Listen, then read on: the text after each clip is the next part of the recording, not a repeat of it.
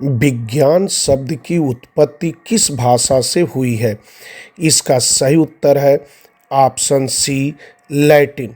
अब इसके बारे में कुछ जान लें।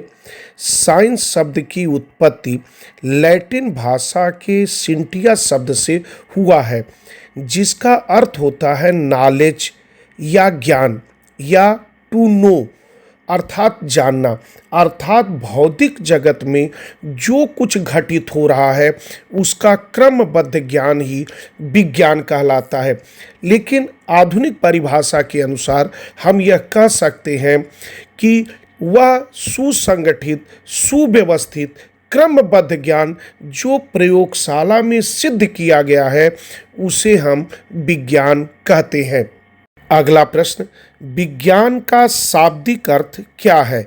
इसका सही उत्तर है ऑप्शन बी, ज्ञान। अब इसके बारे में कुछ जान लें। विज्ञान शब्द की उत्पत्ति संस्कृत भाषा से हुई है। संस्कृत में विज्ञान का अर्थ होता है विशेष ज्ञान। अगर हम विज्ञान को देखें तो यह दो शब्दों से मिलकर बना है, बी और ज्ञान। ज्ञान एक मूल शब्द है और बी उपसर्ग है। अगला प्रश्न, विज्ञान में थ्योरी अर्थात सिद्धांत और लॉ अर्थात नियम में क्या अंतर है? इसका सही उत्तर है ऑप्शन बी, सिद्धांत व्याख्या करता है, नियम तथ्य बताता है। अब इसके बारे में कुछ जान लें।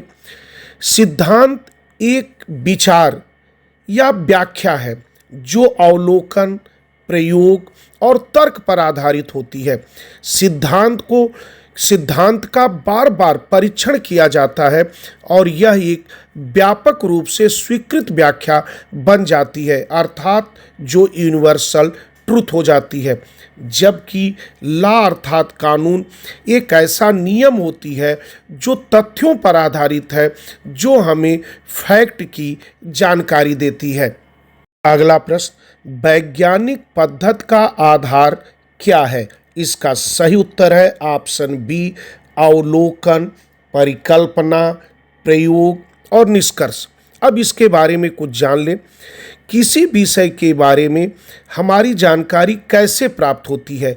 इसके लिए पहले हम उस चीज़ का अवलोकन करते हैं, फिर उसके बारे में एक कल्पना करते हैं जो उसके चारों ओर घूमती है, फिर उसे हम प्रयोगों द्वारा प्रयोगशाला में सिद्ध करते हैं और जब प्रयोगशाला में वह प्रयोग सफल रहता है तो हम एक निष्कर्ष निकाल देते हैं।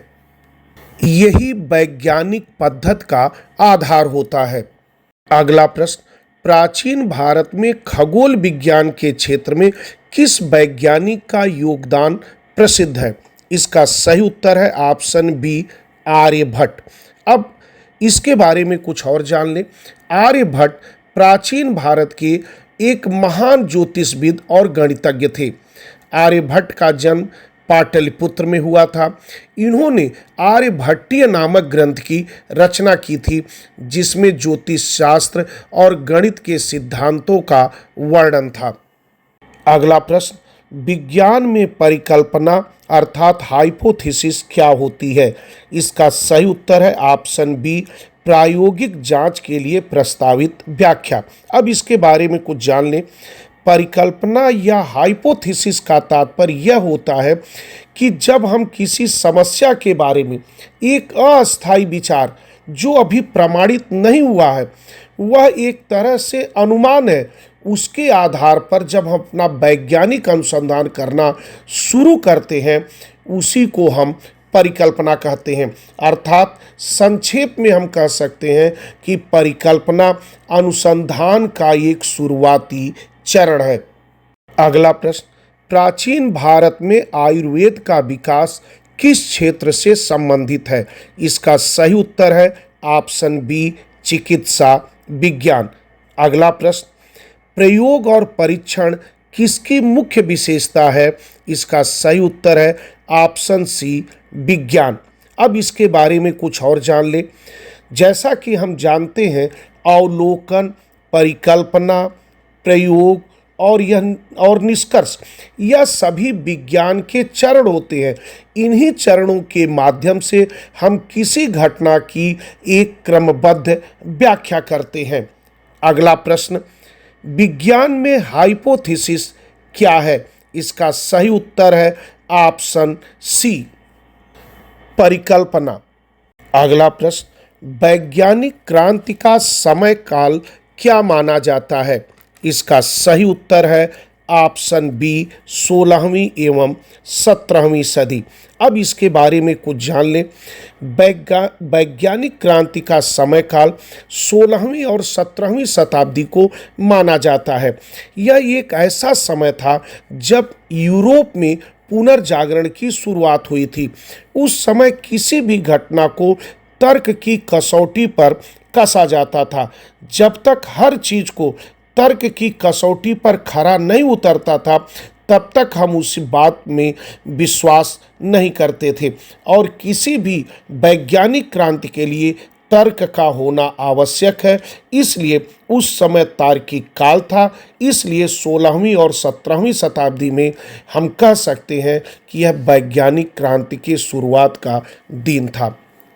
अगला प्रश्न, किस वैज्ञानिक ने यह सिद्ध किया कि पृथ्वी सूर्य के चारों ओर चक्कर लगाती है? इसका सही उत्तर है ऑप्शन ए, निकोलस कोपरनिकस। अब इसके बारे में कुछ जान लें। सबसे पहले हमारी यह प्राचीन धारणा थी कि सूर्य पृथ्वी का चक्कर लगाता है, अर्थात केंद्र में पृथ्वी है और सूर्य उसके चारों तरफ चक्कर लगाता है। लेकिन बाद के प्रयोगों द्वारा निकोलस कोपरनिकस ने यह सिद्ध किया कि पृथ्वी सूर्य के चारों ओर घूमती है, न कि सूर्य, अर्थात सूर्य केंद्र में है और पृथ्वी सूर्य का चक्कर लगाती है। अगला प्रश्न, आधुनिक भौतिकी के जनक कौन माने जाते हैं? इसका सही उत्तर है ऑप्शन बी, आइंस्टीन। अब इसके बारे में कुछ और जान लें। आधुनिक भौतिकी के जनक अल्बर्ट आइंस्टीन को माना जाता है क्योंकि उन्होंने 20वीं शताब्दी में भौतिकी के क्षेत्र में महत्वपूर्ण योगदान दिया था। उनके सबसे प्रसिद्ध कार्यों में से एक सापेक्षता का सिद्धांत है। उन्होंने एक प्रसिद्ध समीकरण भी E बराबर mc² भी दिया, जिसमें ऊर्जा और द्रव्यमान के बीच संबंधों को दर्शाया जाता है। अगला प्रश्न, विज्ञान की सबसे पहली शाखा मानी जाती है? इसका सही उत्तर है ऑप्शन बी, खगोल विज्ञान। अब इसके बारे में कुछ और जान लें। जैसा कि हम जानते हैं कि मानव एक जिज्ञासु प्राणी है। जब मानव सभ्यता की शुरुआत हुई तो मानव ने अपने आसपास की प्राकृतिक घटनाओं को देखता था, लेकिन वह उसके बारे में समझ नहीं पाता था। धीरे धीरे उसने इन अनसुलझे प्राकृतिक रहस्यों को सुलझाना शुरू किया, जैसे रात और दिन कैसे होते हैं, सूर्य चक्कर लगाता है या पृथ्वी चक्कर लगाती है, वर्षा कैसी होती है। अर्थात ऐसी ब्रह्मांडी घटनाओं को मानव ने सुलझाने का प्रयास किया। इसलिए जो हमारा पहला विज्ञान हुआ उसे हम प्राकृतिक विज्ञान कहते हैं। बाद में इसी को संक्षेप में हम विज्ञान कहने लगे। यही प्राकृतिक विज्ञान बाद में अध्ययन की सुविधा के कारण दो भागों में बट गया।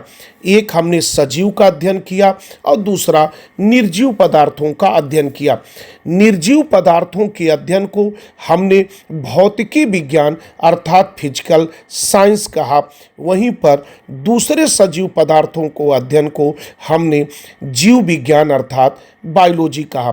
सबसे पहले बायोलॉजी शब्द का प्रयोग फ्रांस के वैज्ञानिक लैमार्क और जर्मनी के वैज्ञानिक ट्रेवरे निस ने दिया था। बाद में हमने फिजिकल साइंस को भी दो भागों में बांट दिया, एक फिजिक्स और दूसरा केमिस्ट्री। और उसी तरह जीव विज्ञान को भी हमने दो भागों में बांट दिया, एक जंतु विज्ञान और एक वनस्पति विज्ञान। वहीं पर जंतु विज्ञान के जनक हम अरस्तु को मानते हैं और वनस्पति विज्ञान के जनक थियोफ्रेस्टस को मानते हैं। अगला प्रश्न, आधुनिक विज्ञान की नींव किस युग में रखी गई थी? इसका सही उत्तर है ऑप्शन सी, पुनर्जागरण युग। अगला प्रश्न, विज्ञान के जनक किसे कहा जाता है? इसका सही उत्तर है ऑप्शन बी, अरस्तु। अब इसके बारे में कुछ जान लें। सबसे पहले अरस्तु ने जंतुओं का वर्गीकरण करके एक पुस्तक लिखा, इसलिए हम उन्हें विज्ञान का जनक कह सकते हैं। अगला प्रश्न, किस सभ्यता ने सबसे पहले गणितीय गणनाओं के लिए दशमलव प्रणाली का उपयोग किया? इसका सही उत्तर है ऑप्शन बी, भारत। अगला प्रश्न, आधुनिक विज्ञान में प्रयोगशाला का उपयोग सबसे पहले किस सदी में शुरू हुआ? इसका सही उत्तर है ऑप्शन बी, 17वीं सदी। अब इसके बारे में कुछ जान लें। जब 16वीं 17वीं सदी में पुनर्जागरण की शुरुआत हुई तो किसी भी समस्या को जब तक वह तर्क की कसौटी पर खरा उतरता नहीं था तब तक उन बातों पर विश्वास नहीं किया जाता था, और निश्चित है जब बातों को विश्वास नहीं किया जाता था, उनको तर्क की कसौटी पर खरा उतारते थे तो उसे प्रयोगशाला में भी सिद्ध किया जाने लगा। इसलिए हम कह सकते हैं कि आधुनिक विज्ञान में प्रयोगशाला की शुरुआत 17वीं सदी में हुई। प्रश्न, विज्ञान की उत्पत्ति का मूल स्रोत क्या माना जाता है? इसका सही उत्तर है ऑप्शन ए, मानव जिज्ञासा और अवलोकन। अब इसके बारे में कुछ और जान लें। जैसा कि हम पहले ही कह चुके हैं कि मानव जिज्ञासु प्राणी है, वह अपने अगल बगल की प्राकृतिक घटनाओं का अवलोकन करता था, बाद में उसे क्रमबद्ध रूप से सजाता था और इसी तरह सुसंगठित सुव्यवस्थित क्रमबद्ध ज्ञान को जो प्रयोगशाला में सिद्ध किया गया उसे हम विज्ञान कहने लगे। अगला प्रश्न, प्राचीन यूनान में विज्ञान के विकास में किस दार्शनिक का महत्वपूर्ण योगदान था? इसका सही उत्तर है ऑप्शन बी, अरस्तु। अब इसके बारे में कुछ और जान लें। अरस्तु का जन्म 384 ईसा पूर्व में यूनान में हुआ था। अरस्तु एक जिज्ञासु व्यक्ति थे। वे प्राकृतिक जगत के बारे में हर उस चीज की खोज करना चाहते थे जिसे पहचाना जा सके। वे प्राचीन यूनानी दार्शनिक प्लेटो के शिष्य थे और वहीं पर यूनानी आक्रमणकारी सिकंदर के गुरु थे। अगला प्रश्न, किस वैज्ञानिक ने गुरुत्वाकर्षण के नियमों की खोज की? इसका सही उत्तर है ऑप्शन बी, आइजैक न्यूटन। अब इसके बारे में कुछ और जान लें। आइजैक न्यूटन इंग्लैंड के एक प्रसिद्ध वैज्ञानिक थे जिनकी महत्वपूर्ण खोजों में गुरुत्वाकर्षण के नियम और गति के सिद्धांत हैं। उनकी प्रसिद्ध पुस्तक 1687 में प्रिंसिपिया प्रकाशित हुई थी। अगला प्रश्न, रसायन विज्ञान का जनक कौन माना जाता है? इसका सही उत्तर है ऑप्शन ए, एंटोनो लावोजिए। अब इसके बारे में कुछ और जान लें। आधुनिक रसायन विज्ञान का जनक हम एंटोनी लावोजियो को कह सकते हैं। उन्हें यह उपाधि उनके द्वारा रसायन विज्ञान में किए गए महत्वपूर्ण योगदानों के कारण दी गई है। उन्होंने द्रव्यमान संरक्षण के नियम को स्थापित किया जिसमें ये बताया गया ऊर्जा का न तो सृजन किया जा सकता है और न ऊर्जा को नष्ट किया जा सकता है, बल्कि एक रूप से दूसरे रूप में परिवर्तित किया जा सकता है। वहीं पर उन्होंने यह भी बताया कि किसी भी वस्तु को जलने में ऑक्सीजन सहायक होती है।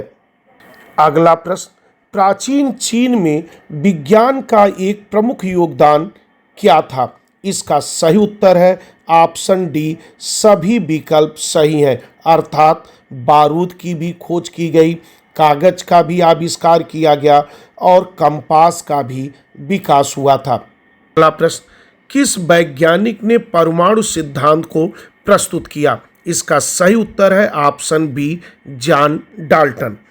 अब इसके बारे में कुछ जान लें। 1808 में जॉन डाल्टन ने परमाणु सिद्धांत की व्याख्या की। उन्होंने कहा कि सभी पदार्थ छोटे छोटे कणों से मिलकर बने हैं और इन्हीं छोटे छोटे कणों को जो अविभाज्य हैं, जिनको और बांटा नहीं जा सकता है, इसी को उन्होंने परमाणु कहा। और ये भी कहा कि एक ही तत्व के सभी परमाणु आकार और द्रव्यमान में समान होते हैं। अगला प्रश्न, किस वैज्ञानिक ने रेडियोधर्मिता की खोज की थी? इसका सही उत्तर है ऑप्शन ए मैरी क्यूरी। अब इसके बारे में कुछ और जान लें। रेडियोधर्मिता, जिसे अंग्रेजी में हम रेडियो एक्टिविटी कहते हैं, यह ऐसी एक प्रक्रिया होती है जो कुछ तत्वों के परमाणु से उनसे नाभिक ऊर्जा और उप परमाणु कण स्वतः उत्सर्जित होते रहते हैं और ये उत्सर्जित होने वाले कणों को अल्फा बीटा गामा किरणों के नाम से जाना जाता है। और ऐसे पदार्थ जिनसे ये अल्फा बीटा गामा किरणें निकलती हैं, ऐसे पदार्थों को रेडियोधर्मी पदार्थ कहते हैं। अगला प्रश्न, किस वैज्ञानिक ने गति के नियम दिए? इसका सही उत्तर है ऑप्शन ए न्यूटन।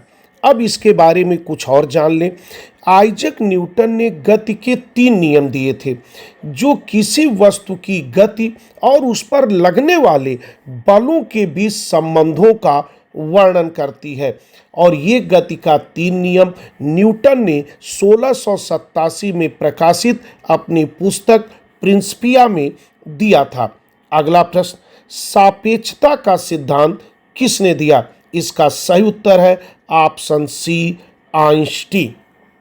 अगला प्रश्न, सबसे हल्का तत्व कौन सा है? इसका सही उत्तर है ऑप्शन सी हाइड्रोजन। अब इसके बारे में कुछ और जान लें। सबसे हल्का तत्व हाइड्रोजन और सबसे भारी तत्व ओर्गानोसोन है। हालांकि प्राकृतिक रूप से पाया जाने वाला सबसे भारी तत्व यूरेनियम है। अब इसके बारे में अलग अलग कुछ जान लें। हाइड्रोजन आवर्त सारणी में सबसे पहला तत्व होता है जिसे सबसे हल्का तत्व माना जाता है। इसमें एक प्रोटॉन और एक इलेक्ट्रॉन होता है। अगर हम पूरे ब्रह्मांड की बात करें तो सबसे प्रचुर मात्रा में पाई जाने वाली गैस हाइड्रोजन गैस होती है। वहीं पर अगर वायुमंडल में बात करें तो वायुमंडल में सबसे ज़्यादा पाए जाने वाली गैस नाइट्रोजन गैस होती है जो लगभग 78% होती है। अगला प्रश्न, शरीर का सबसे बड़ा अंग कौन सा है? इसका सही उत्तर है ऑप्शन बी त्वचा। अब इसके बारे में कुछ और जान लें। शरीर का सबसे बड़ा अंग त्वचा है जो पूरे शरीर को ढकती है और एक सुरक्षात्मक परत के रूप में काम करती है। वहीं पर शरीर का सबसे छोटा अंग पीनियल ग्रंथि होती है जो मस्तिष्क में स्थित होती है। पीनियल ग्रंथि मेलाटोनिन का उत्पादन करके नींद, जागने और प्रजनन जैसे कई शारीरिक क्रियाओं को रेगुलेट करती है। अगला प्रश्न, किस गैस को ग्रीन हाउस गैस कहा जाता है? इसका सही उत्तर है ऑप्शन सी कार्बन डाइऑक्साइड। अब इसके बारे में कुछ और जान लें। कार्बन डाइऑक्साइड को ग्रीन हाउस गैस इसलिए कहते हैं कि यह पृथ्वी के वायुमंडल से उत्सर्जित गर्मी को रोक देती है जो पृथ्वी पर तापमान को बनाए रखती है और यहाँ पर जीवन संभव होता है। लेकिन जब इसी कार्बन डाइऑक्साइड की मात्रा अधिक हो जाती है तो यह वातावरण के तापमान को अत्यधिक बढ़ा देती है जिससे जो बर्फ है वह पिघलना शुरू हो जाती हैं जिसके कारण मानव जीवन पर कई दुष्प्रभाव पड़ने भी शुरू हो जाते हैं। अगला प्रश्न, पृथ्वी पर जीवन की शुरुआत किस माध्यम में हुई? अर्थात इसका सही उत्तर है ऑप्शन बी जल। अब इसके बारे में कुछ और जान लें। ऐसा माना जाता है कि जीवन की शुरुआत सबसे पहले उथले जल निकायों या महासागरों में हुई जहां पर ये रासायनिक प्रतिक्रियाएं जो होती हैं वह आसानी से हो सकती हैं। ऐसा माना जाता है कि पृथ्वी के शुरुआती वातावरणों में मौजूद रसायन जैसे अमोनिया, मीथेन, जलवाष्प और हाइड्रोजन ने सूर्य के प्रकाश और बिजली की ऊर्जा से प्रतिक्रिया करके एमिनो एसिड और अन्य कार्बनिक अणुओं का निर्माण किया। ये कार्बनिक अणु समय के साथ स्वयं को व्यवस्थित किया और प्रोटीन और न्यूक्लिक एसिड जैसे जटिल अणुओं में विकसित हुए। इस प्रकार सरल जीवों से धीरे धीरे जटिल बहुकोशिकीय जीवों का विकास हुआ और अंततः मनुष्य जैसे जीवों का भी विकास हो गया। अगला प्रश्न, पेनिसिलिन की खोज किसने की थी? इसका सही उत्तर है ऑप्शन बी, अलेक्जेंडर फ्लेमिंग। अगला प्रश्न, मानव शरीर में कितनी हड्डियां होती हैं? इसका सही उत्तर है ऑप्शन ए, 206। अगला प्रश्न, डीएनए की खोज किसने की? इसका सही उत्तर है ऑप्शन ए, वाटसन और क्रिक। अगला प्रश्न, पाचन तंत्र का प्रमुख अंग कौन सा है? इसका सही उत्तर है ऑप्शन डी, छोटी आंत। अगला प्रश्न, किस सभ्यता ने सबसे पहले शून्य की अवधारणा दी जिसने गणित और विज्ञान को प्रभावित किया? इसका सही उत्तर है ऑप्शन सी, भारत। अगला प्रश्न, आधुनिक भौतिकी के जनक किसे माना जाता है? इसका सही उत्तर है ऑप्शन ए, आइंस्टीन। अगला प्रश्न, इलेक्ट्रॉन की खोज किसने की थी? इसका सही उत्तर है ऑप्शन बी, थॉमसन। अब हम और कुछ इसके बारे में जान लें। तो जैसा कि हम जानते हैं कि इलेक्ट्रॉन की खोज थॉमसन ने की थी, प्रोटॉन की खोज रदरफोर्ड ने की थी और न्यूट्रॉन की खोज चैडविक ने किया था। अगला प्रश्न, सूर्य की ऊर्जा का स्रोत क्या है? इसका सही उत्तर है ऑप्शन सी, नाभिकीय संलयन। अब इसके बारे में कुछ और जान लें। दो हल्के नाभिकों के मिलने से एक भारी नाभिक का निर्माण होता है और इस निर्माण की प्रक्रिया में कुछ द्रव्यमान की क्षति हो जाती है और इसी द्रव्यमान क्षति के कारण ऊर्जा मुक्त होती है और इस प्रक्रिया को हम नाभिकीय संलयन कहते हैं। और जैसा कि सूर्य और तारे की ऊर्जा का स्रोत यही नाभिकीय संलयन होता है। अगला प्रश्न, पानी का रासायनिक सूत्र क्या है? इसका सही उत्तर है ऑप्शन बी, H2O। अगला प्रश्न, बल का मात्रक क्या है? इसका सही उत्तर है ऑप्शन ए, न्यूटन। अगला प्रश्न, किस वैज्ञानिक ने विद्युत चुंबकीय सिद्धांतों को विकसित किया? इसका सही उत्तर है option B, James Clerk Maxwell. अगला प्रश्न, आधुनिक आनुवांशिकी का जनक कौन माना जाता है? इसका सही उत्तर है option B, Gregor John Mendel. अगला प्रश्न, विकासवाद का सिद्धांत किस वैज्ञानिक ने प्रस्तुत किया? इसका सही उत्तर है ऑप्शन ए, लैमार्क। अगला प्रश्न, प्राचीन मिस्र में विज्ञान का उपयोग मुख्य रूप से किस क्षेत्र में किया जाता था? इसका सही उत्तर है ऑप्शन बी, खगोल विज्ञान और इंजीनियरिंग। अगला प्रश्न, प्रकाश की गति कितनी होती है? इसका सही उत्तर है ऑप्शन बी, 3 × 10⁸ मीटर प्रति सेकंड।